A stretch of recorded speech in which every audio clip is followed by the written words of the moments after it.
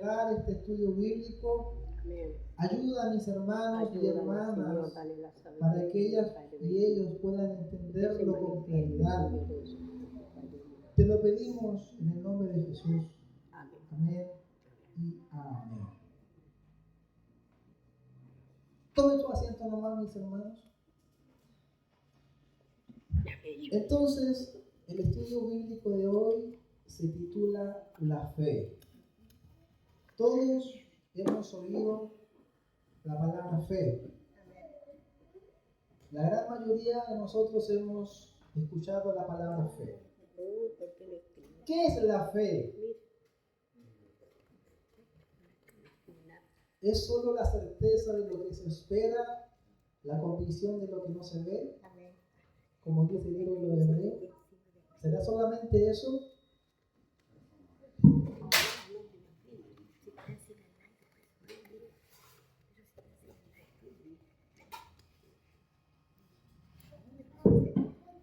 ¿Será solamente eso? La fe. La fe es tan sencilla, amados hermanos, es que puede ser alcanzada por un niño. Pero a la vez tan profunda en que los estudiosos, los eruditos, los maestros, se deleitan en ella.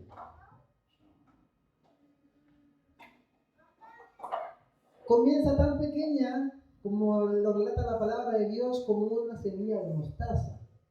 La semilla de mostaza, valga la redundancia, es la semilla más pequeña entre todas, y después su árbol es grande. Así es la fe. Comienza como algo tan sencillo, pero después es algo tan glorioso. Vamos a ver su significado, la palabra fe. En hebreo, amados hermanos, la palabra fe es emun o emuná, que significa seguridad, integridad, confianza, firmeza. Muchos recuerdan la historia de cuando el pueblo de Israel estaba peleando y Moisés se cansó los brazos, ¿cierto?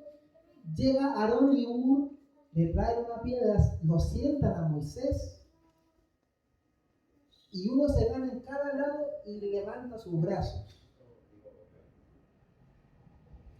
y lo mantiene firme gracias a la ayuda de Hur y Aarón. A eso se refiere emuná, a estar firme. Firme. Emuná, hebreo. Y fe en griego es pistis, que quiere decir creer, tener fe, confiar. En el sentido griego, fe se refiere más al sentido intelectual, una fe filosófica. Siempre los griegos van más en el sentido intelectual. Y las dos, tanto el significado hebreo como el significado griego, las dos deben ir de la mano. Porque el sentido hebreo va más a la práctica, una fe práctica, y en griego es una fe más en conocimiento, algo de filosofía, una fe racional.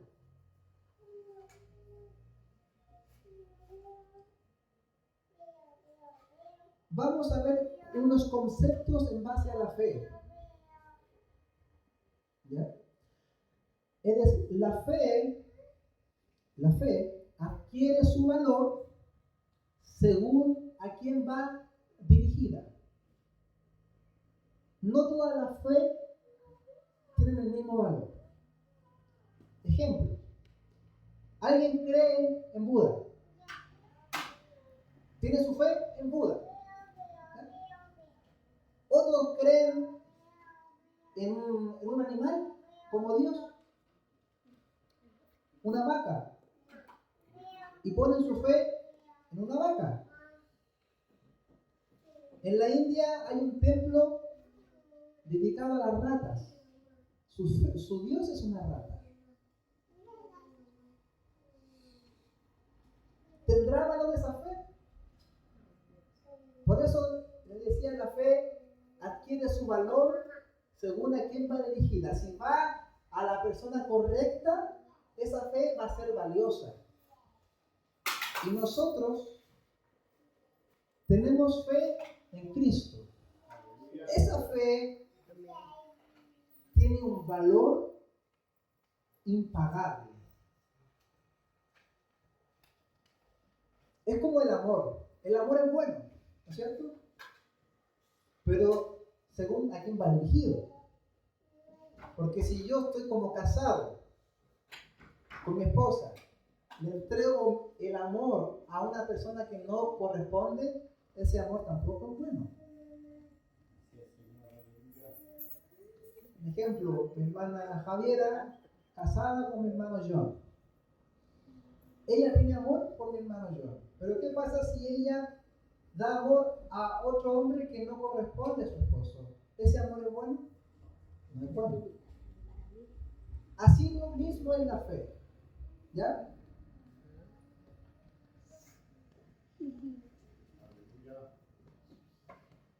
Voy a poner otra ilustración. Acá tenemos una caja, ¿cierto? Una caja vacía. ¿Tiene valor esta caja? No. Lo mismo que la fe. Ahora, si yo pongo este lápiz acá, ¿tendrá valor? No tanto, pero tiene algo de valor porque tiene un lápiz. Ahora, me voy a sacar mi anillo de casado de oro y lo voy a poner ahí. ¿Tiene valor esta caja? Sí, tiene valor. Pero era solamente una caja.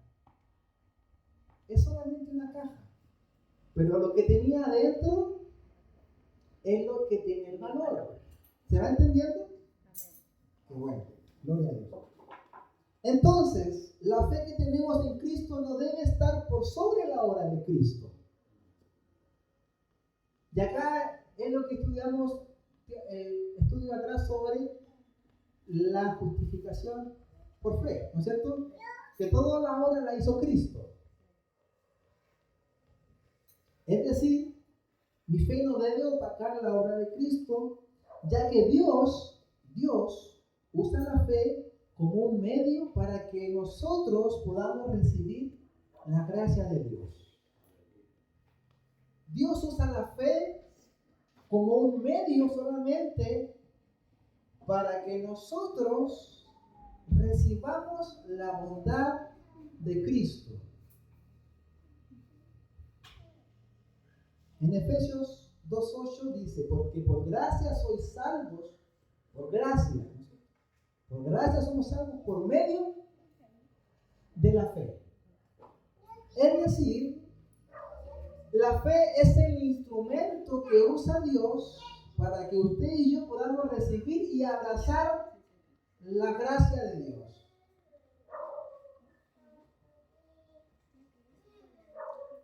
Imaginémonos todos un escultor, ¿ya? Un escultor que tiene un cincel. Y ese escultor con el cincel está tallando una madera, una obra de arte preciosa. Quizás todos hemos ido a una feria artesanal donde vemos cómo hombres artesanos esculpen la madera con un cincel. ¿No es cierto? El cincel es la causa instrumental y el escultor es la causa eficiente. Porque el escultor es el que hizo todo el trabajo en la madera y utilizó el cincel. Yo podría decir, no, el escultor no tiene nada que ver, el que se llevó todos los méritos acá es el cincel. No, pero no es así. El cincel solamente fue la causa instrumental que usó el escultor para poder hacer su obra de arte.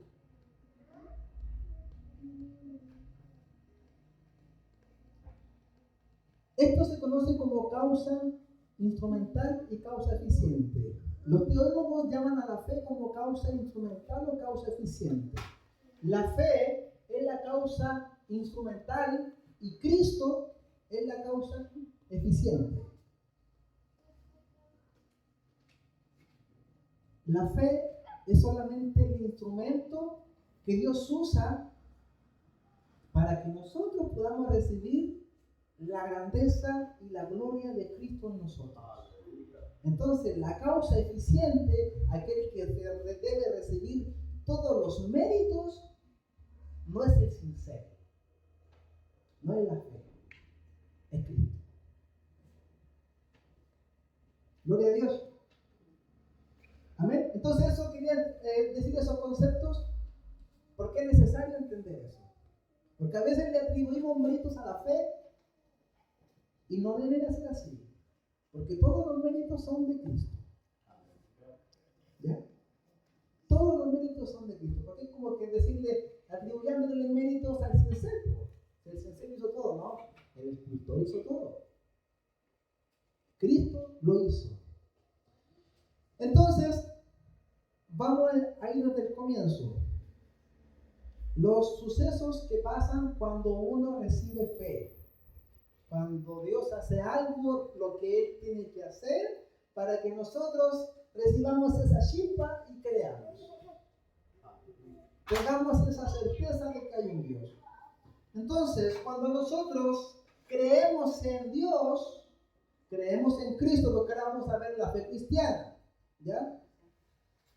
Uno, cuando creemos en Cristo, lo primero que pasa, recibimos la justicia de Cristo.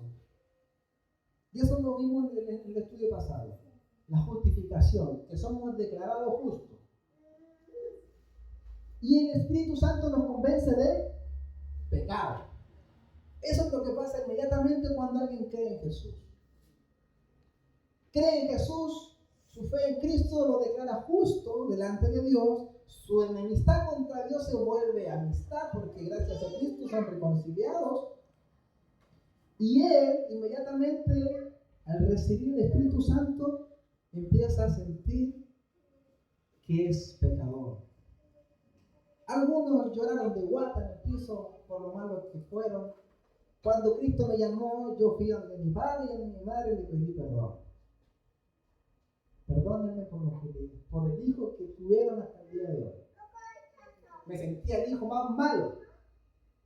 Y les fui a pedir perdón porque eso es lo que hace el Espíritu Santo. Nos convence de pecado.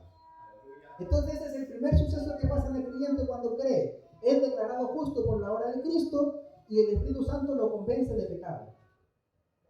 Y dos, el creyente manifiesta una fe práctica en obediencia a Dios por gratitud. Y acá vemos los dos ejemplos que uno relata Pablo y otro Santiago. En el paso 1 es la fe que dice Pablo. Bienaventurados aquellos que fueron justificados sin haber tenido obras, solamente por la obra de Cristo. Y después, en el paso 2 entra la fe de Santiago. Muéstrame tu fe por las obras. Muéstrame lo que tú crees en tu obra. Y ese entra en el paso 2. No puede estar el paso 2 primero sin no haber tenido el paso 1.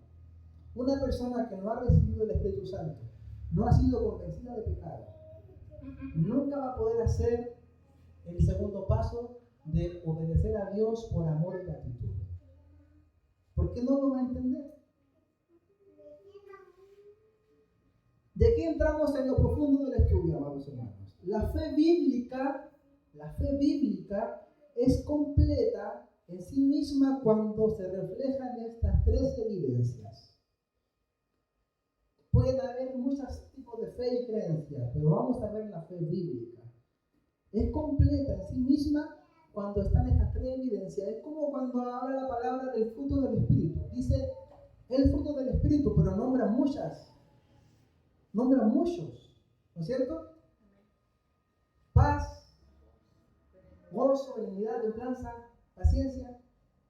Nombra muchas cualidades del fruto del Espíritu, pero dice el fruto. del Espíritu. Es decir, uno solo es como cuando usted pela una naranja, es una sola, pero tiene muchos gajos, es una sola. Así es la fe también. Tiene tres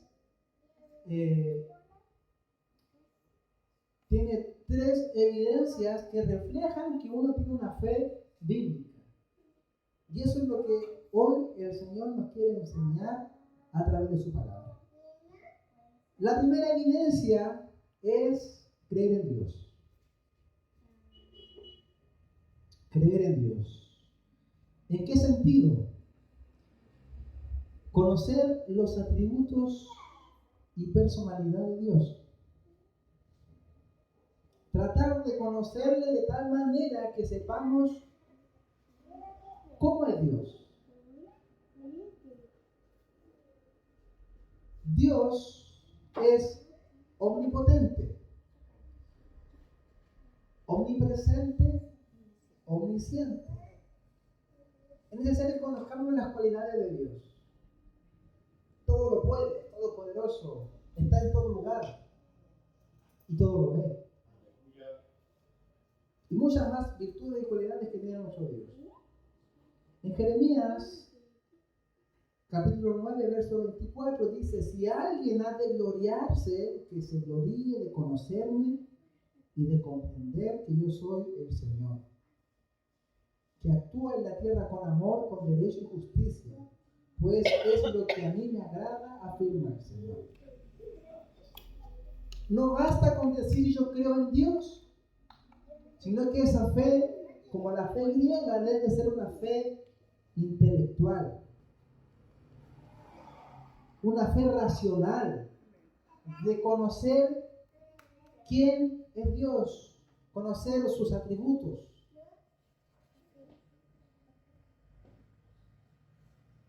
Pablo habla en el libro de Romanos y dice: porque habiendo conocido a Dios, no le glorificaron como a Dios. Es decir, Dios se le manifestó a ellos, dice Pablo, a través de la creación, porque no había forma de cómo lo que vemos nosotros, el cielo, el sol, haya sido creado por otro ser que no sea Dios. Entonces Dios se manifiesta a la humanidad a través de su creación. Y dice Pablo: pues habiendo conocido a Dios, no le glorificaron como a Dios, haciéndolo a imagen y semejanza de hombre, dice, de animales, de cuadrúpedos, y nombra muchas cosas, porque cuando no conocemos a Dios, nuestro subjetivismo, nos hacemos una imagen de que cómo es Dios. Por eso hay tantas religiones. Jesús, cuando se acercó a la mujer samaritana, le dijo: ustedes adoran lo que no conocen, mas nosotros adoramos lo que conocemos. Es importante que nosotros, al creer en Dios, conozcamos quién es Dios. Porque no basta con solamente decir yo creo en Dios. No basta. Es necesario que yo indague quién es Dios. Porque si yo conozco qué es lo que Él pide, yo le voy a entregar una adoración como Él pide.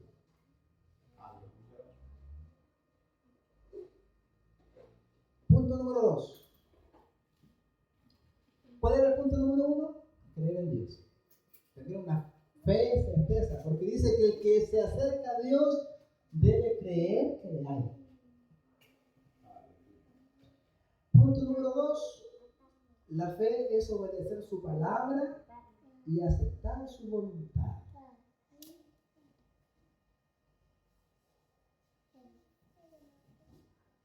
Fe es obedecer su palabra y aceptar su voluntad. Hebreos capítulo 11, versículo 8 dice: por la fe Abraham, siendo llamado, obedeció para salir al lugar que había de recibir como herencia y salió sin saber a dónde iba. Es decir, Dios le dice a Abraham: ve a tal lugar porque ahí yo te voy a bendecir. No tenía idea dónde ir Abraham, pero él fue solamente en obediencia. Me acordé de nuestro pastor Sebastián. Dios le mandó a Bolivia. Échame del sur, jovencito. Dios lo manda a Bolivia con su esposa a abrir una iglesia a Bolivia. Cuando lo fuimos a dejar no teníamos idea a qué ciudad ir. Lo único que sabíamos, Bolivia. Y él obedeció. Gloria a Dios. Pastor jovencito. Hebreos capítulo 5, versículos 7 al 9 dice: y Cristo en los días de su carne, ofreciendo ruegos y súplicas con gran clamor y lágrimas al que lo podía librar de la muerte, fue oído a causa de su temor reverente. Y aunque era hijo, por lo que padeció aprendió la obediencia. Y habiendo sido perfeccionado, vino a ser autor de eterna salvación para todos los que le obedecen. A veces cuesta obedecer a Dios. A veces cuesta aceptar la voluntad de Dios. Se hace difícil. ¿Cuánto de nosotros hemos creído en el sacrificio de Cristo? Gloria a Dios. Aceptamos esa voluntad de Dios con el Hijo y manifestarla a la creación, la redención. Cristo murió por los pecadores, como decía Pablo, de los cuales yo soy primero. Aceptamos esa voluntad de Dios, ¿no es cierto? En este mismo contexto del sacrificio de Jesús en la cruz, ¿qué más alcanzó ese sacrificio de la cruz? Dice que ese sacrificio, por medio de esa muerte en la cruz, todo lo que recibimos a Jesús hemos sido comprados por Él. Entonces, cuando yo acepto que Jesús murió por mí, también estoy aceptando que fui comprado por Él.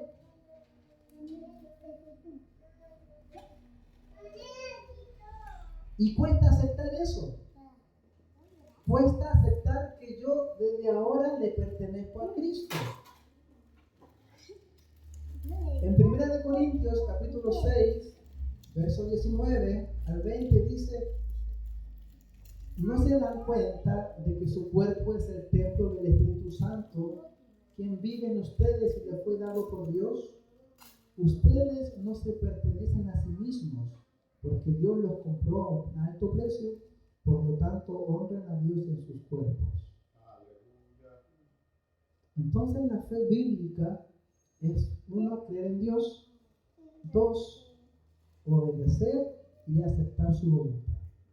Por eso Jesús le dijo a sus discípulos: aquel que quiera seguirme, tome su cruz cada día y nieguese a sí mismo, porque la cruz simboliza muerte. Y cuando yo en la mañana me levanto y le digo al Señor: Señor, ayúdame a tomar mi cruz, estoy diciendo: ayúdame a morir a mi voluntad y poder aceptar tu voluntad y vivir en obediencia.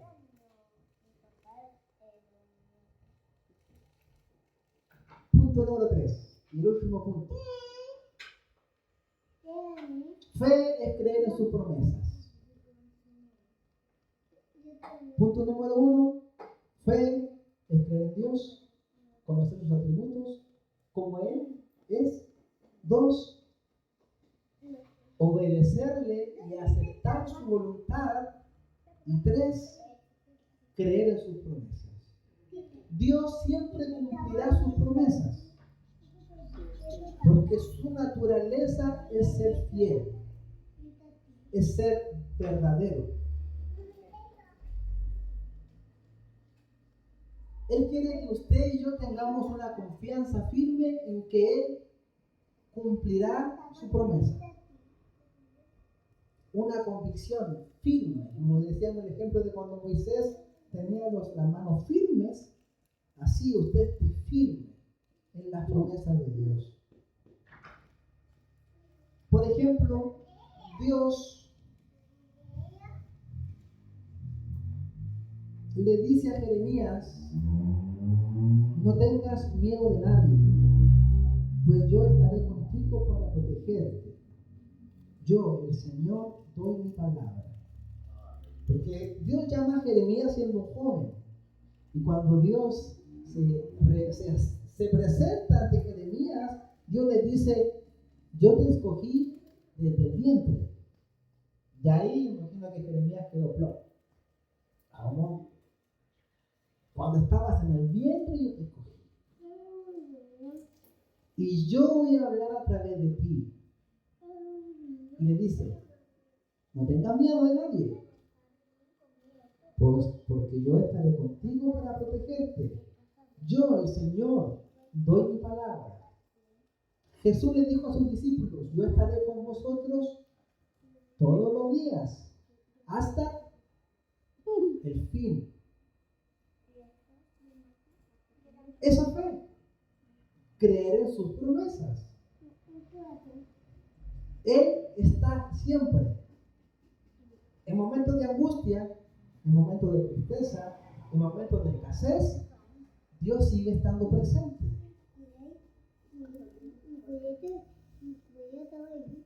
Hay promesas que Dios hace a ciertas personas en la acepción. Por ejemplo, cuando Dios le dice a Sara que va a ser madre. Sara, siendo una anciana ya,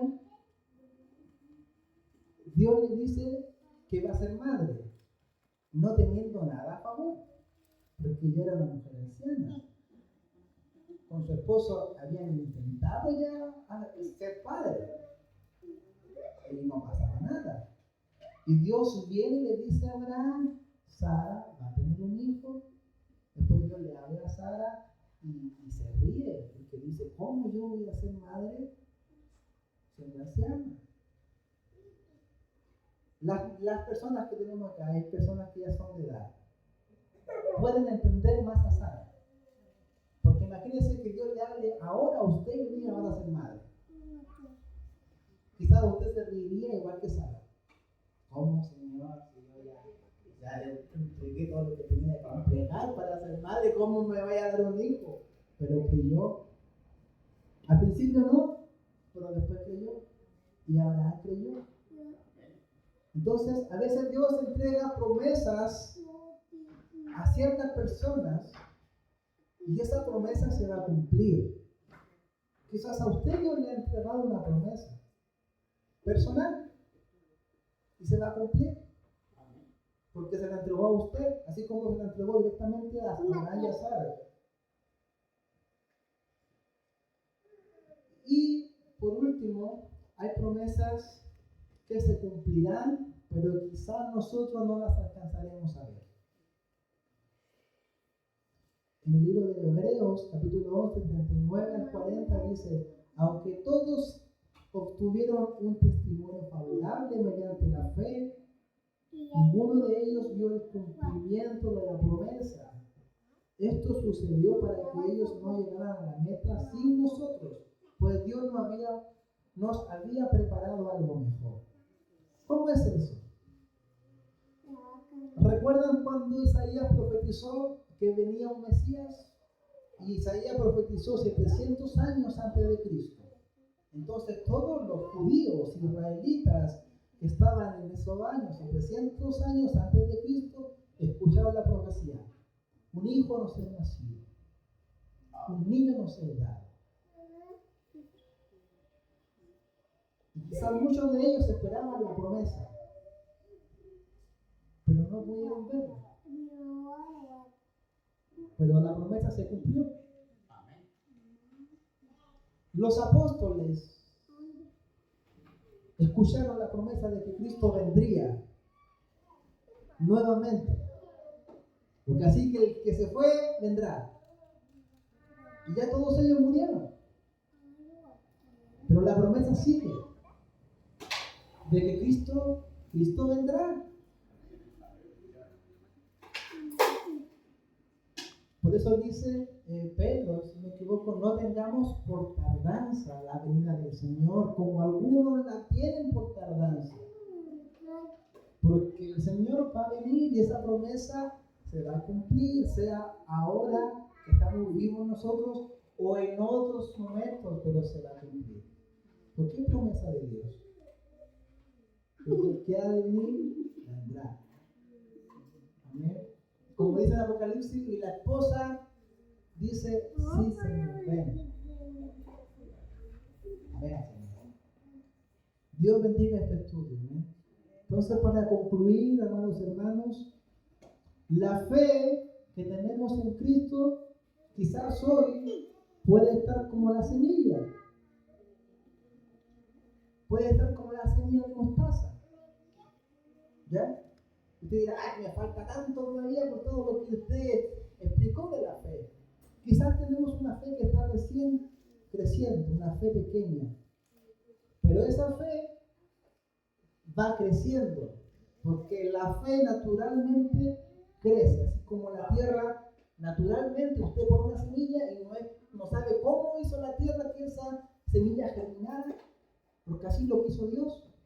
La fe que Dios deposita en usted y en mí, esa fe Dios la hace crecer, porque Él da el crecimiento.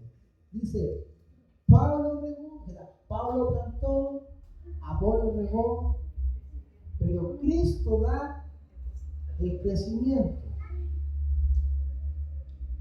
Arráiguese a Cristo, fundamentese en Cristo, y su fe va a empezar a tener raíces profundas, se van a afirmar en tierra firme, y su árbol va a empezar a crecer de tal manera que usted va a dar fruto y fruto en abundancia. Gloria a Dios por este estudio. Demos gracias al Señor, pongámonos en pie para orar a nuestro Dios. Bendito Dios, te damos toda honra y gloria, Señor. Gracias por entregarnos este estudio bíblico sobre la Te fe. ruego, Señor, que Te pido que sigas dándonos sabiduría, amado Dios, en tu palabra, para que esta fe que tú nos has dado pueda seguir creciendo, pueda seguir teniendo un buen fundamento, amado Dios, para que estemos firmes en ti, Señor. Lo pedimos en el nombre de Jesús. Amén y amén.